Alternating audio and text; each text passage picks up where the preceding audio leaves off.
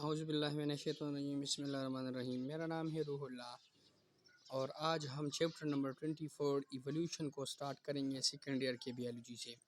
सबसे पहले इवोल्यूशन क्या है, इवोल्यूशन का कॉन्सेप्ट क्या है, इवोल्यूशन का बैकग्राउंड क्या है, ये सब कुछ हम इसी चैप्टर में पढ़ेंगे कि आया कि इवोल्यूशन हुआ है या नहीं हुआ है।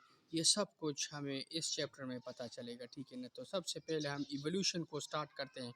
सबसे पहले ये वर्ड जो इवोल्यूशन है इसकी मीनिंग की तरफ हम देखते हैं। जब सबसे पहले अगर आपको इवोल्यूशन का जो मीनिंग है उसका पता चले तो इसके बाद आपको क्लियरली जो इवोल्यूशन का डेफिनीशन है, इसका जो कॉन्सेप्ट है, ये आप खुद सीख जाएंगे। सबसे पहले इवोल्यूशन का जो डेफिनीशन है वो क्या है। सबसे पहले डेफिनीशन से पहले आप उसकी मीनिंग की तरफ देखें कि इसका मीनिंग क्या है। तो इवोल्यूशन असल में हमारे पास लैटिन वर्ड से लैटिन वर्ड से निकला है। वो लैटिन वर्ड है इवोल्वेयर, which means to unfold, uncoil, unroll, ठीक है ना। तो अभी मैं आपको बताऊंगा कि अनफोल्ड, अनकोइल, अनरोल का क्या मतलब है, ठीक है ना।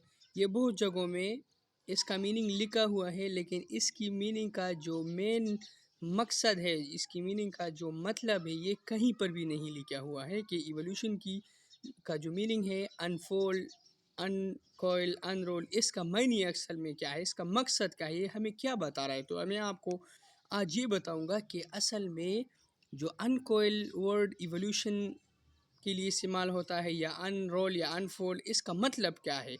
तो अनफोल्ड का मानी है ओरिजिन फ्रॉम अर्लियर लाइफ, इसका क्या मतलब है, यानी इवोल्यूशन के ज़रिए से वो प्रोसेस है। इवोल्यूशन असल में ये प्रोसेस है, वो प्रोसेस जिसके ज़रिए से हम क्या करते हैं, ऑर्गेनिज्म का जो अर्लियर लाइफ है उसका जो ओरिजिन है उसको हम अनफोल्ड करते हैं। क्या मतलब हुआ, यही unfold the record of earlier life, यानी इस दुनिया में जो ऑर्गेनिज्म मौजूद है इसका अर्लियर लाइफ का जो रिकॉर्ड है उसको हम क्या करते हैं, उसको हम अनफोल्ड करते हैं, उसको हम अनकोइल करते हैं, उनको हम अनरोल करते हैं।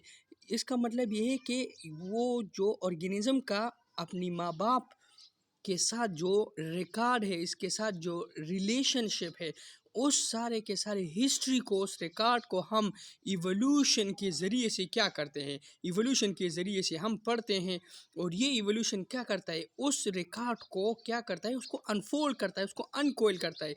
यानी ऑर्गेनिज्म का जो अपने माँ बाप के साथ ताल्लुक़ है वो क्या है, वो फोल्ड हुआ है। इसका मतलब ये है कि बहुत सारे ऑर्गेनिज्म आजकल हमारे पास मौजूद है। तो ये ऑर्गेनिज्म किस तरह इवोल्व हुए हैं, ये साइंटिस्ट के मुताबिक जो प्रेजेंट ऑर्गेनिज्म है यूकेरियाट्स, ये प्रोकैरियोट्स से दरअसल इवोल्व हुए हैं। ये किस तरह में इस चैप्टर में आपको ये भी बताऊंगा। लेकिन यहाँ पर अनफोल्ड का मानी है to uncoil, to unfold the record of earlier life, यानी जो अर्लियर लाइफ है उसकी वो जो रिकॉर्ड है उसको इवोल्यूशन क्या करता है, वो इसको हमें अनकोइल करता है, वो बताता है, ठीक है ना। और इंग्लिश में evolution mean development of life with time, English word evolve mean develop with time, ठीक है ना। तो ये इसका मेन मकसद हुआ कि इवोल्यूशन असल में हमें क्या बताता है। ये क्या करता है, जो ऑर्गेनिज्म का अपने एंसेस्टर के साथ, यानी डिसेंडेंट का अपने एंसेस्टर के साथ जो ताल्लुक है उसको इवोल्यूशन क्या करता है, उसको अनफोल्ड करता है। अनफोल्ड मीनिंग उसको बताता है, उसको शो करता है, ठीक है ना। अभी हम आगे पढ़ेंगे definition. The development of differentiated organism from pre existing less differentiated organism with time, यानी आजकल जो ऑर्गेनिज्म है ये बहुत कॉम्प्लिकेटेड है, कॉम्प्लेक्स है।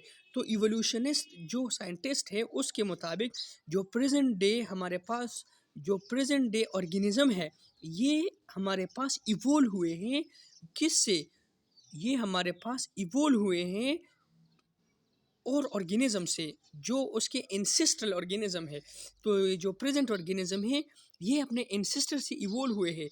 प्रेजेंट ऑर्गेनिज्म कॉम्प्लेक्स है, लेकिन इवोल्यूशनिस्ट बताते हैं कि जो हमारे पास उसके इंसिस्टर हैं प्रेजेंट डे के ऑर्गेनिज्म का, वो बहुत सिंपल थे, ठीक है ना।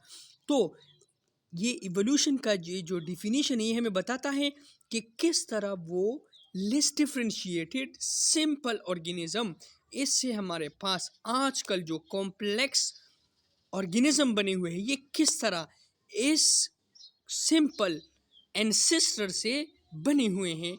इसी को हम कहते हैं इवोल्यूशन। और हम ये कह सकते हैं the gradual and continuous modification यानी change in characteristic of ancestral form through a long period of time. इसका मतलब ये है कि लॉन्ग पीरियड ऑफ टाइम का मतलब ये है कि असल में हमारे पास ये जो इवोल्यूशन प्रोसेस है it is very very very very slow process. It's mean ये बहुत सैकड़ों खरबों साल लगते हैं इवोल्यूशन में।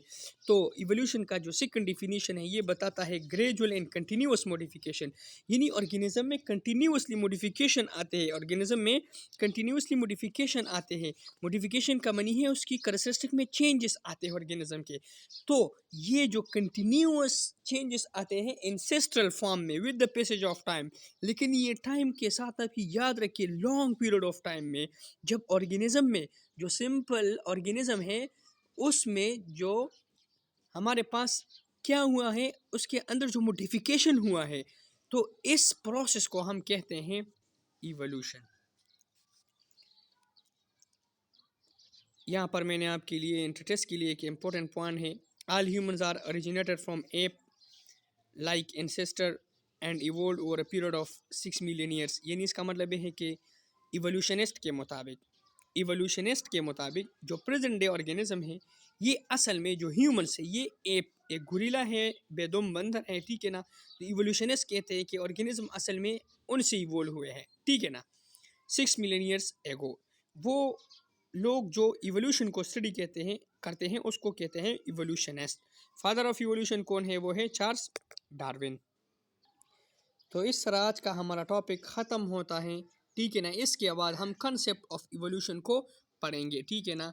अगर कोई क्वेश्चन हो तो आप लोग कमेंट सेक्शन में मुझसे पूछिए। तब तक इजाज़त दीजिए और हमारा चैनल सब्सक्राइब करें ताकि हमारे आने वाले तमाम तर वीडियो आपको मिल सके।